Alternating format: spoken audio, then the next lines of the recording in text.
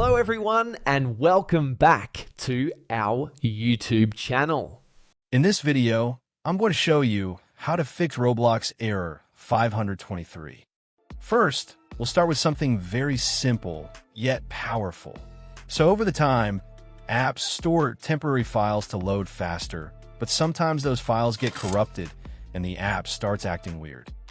To resolve this issue, we will first head over to our device settings.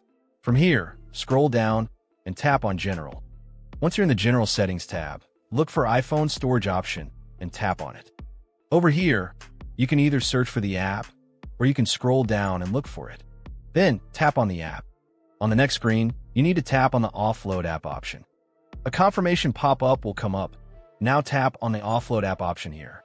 It'll take a bit for processing, and then a reinstall button will show up. Simply tap on it to reinstall the app.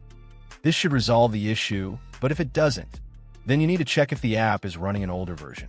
Head over to App Store. From here, double tap on this search icon in the bottom right corner, and then search for the app. Once the app comes up in the search result, and if you see this update button right next to the app, simply tap on it to make sure you're running the latest version of the app.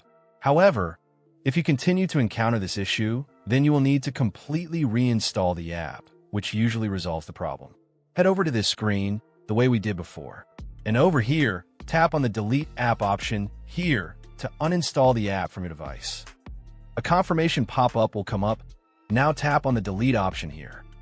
Once uninstalled, open up App Store and search for the app in the search bar. After the app comes up in the search result, simply click on this cloud icon to install it back onto your device. Hopefully, this resolves the issue. If it does, consider sending a super thanks to support our channel. And also don't forget to hit the subscribe button. We'll see you in the next video.